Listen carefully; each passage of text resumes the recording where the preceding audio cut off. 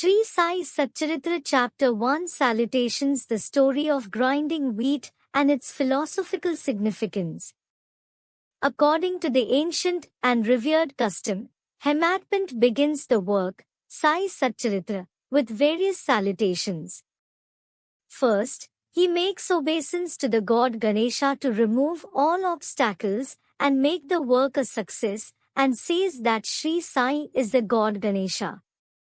Then, to the goddess Saraswati to inspire him to write out the work, and says that Shri Sai is one with this goddess and that he is himself singing his own life.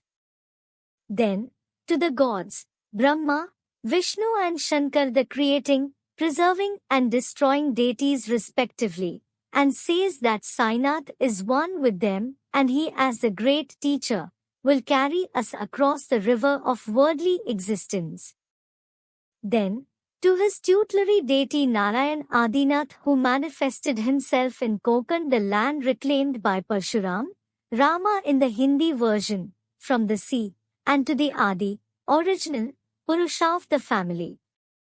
Then, to the Bharadwaja Muni, into whose Gotra, clan, he was born, and also to various rishis, Yagyavalakya, Bhrigu, Parshara, Narad, Vedavyasa, Sanak, Sanandan, Sanat Kumar, Shuka, Shaunak, Vishwamitra, Vasistha, Valmiki, Vamdeva, Gemini, Vaishampayan, Nava Yogindra, etc., and also modern saints such as Nivritti, Gyandev, Sopan, Muktabai, Janardhan, Eknath, Namdev, Tukaram, Kanha, and Narahari, etc.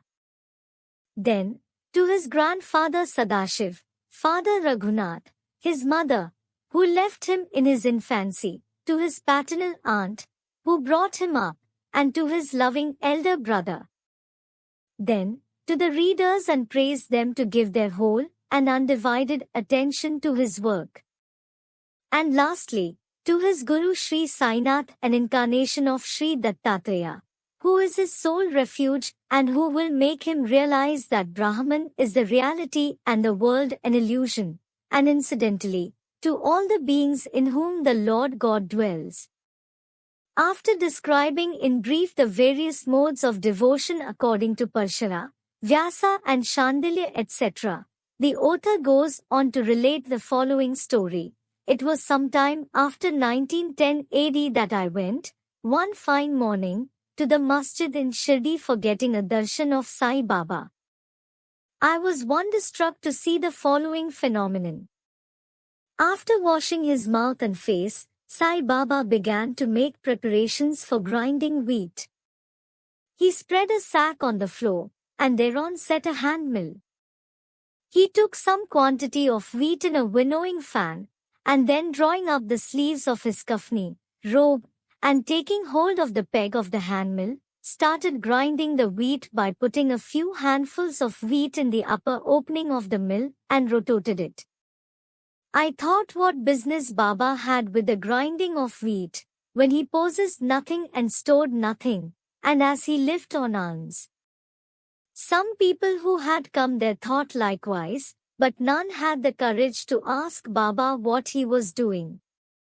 Immediately, this news of Baba's grinding wheat spread into the village, and at once men and women ran to the masjid and flocked there to see Baba's act. 4 bold women, from the crowd, forced their way up and pushing Baba aside, took forcibly the peg or handle into their hands, and, singing Baba's Leelas, started grinding. At first Baba was enraged, but on seeing the woman's love and devotion, he was much pleased and began to smile.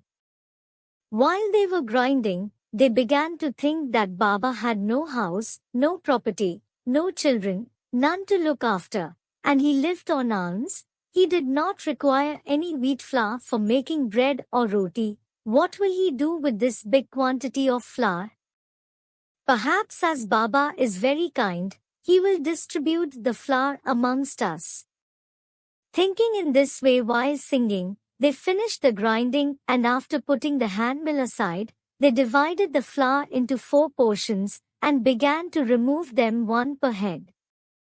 Baba, who was calm and quiet up till now, got wild and started abusing them, saying, "Ladies, are you gone mad?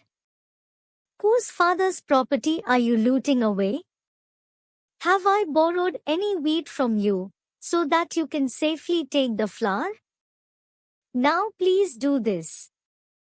Take the flour and throw it on the village border limits." On hearing this, the women felt abashed, and whispering amongst themselves, went away to the outskirts of the village and spread the flour as directed by Baba. I asked the Shirdi people what was this that Baba did. They replied that as the cholera epidemic was spreading in the village and this was Baba's remedy against the same, it was not wheat that was ground but the cholera itself was ground to pieces and pushed out of the village. From this time onward, the cholera epidemic subsided and the people of the village were happy. I was much pleased to know all this, but at the same time my curiosity was also aroused.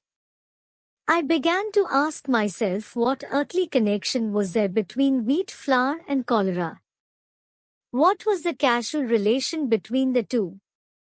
And how to reconcile them? The incident seems to be inexplicable. I should write something on this and sing to my heart's content Baba's sweet Leelas.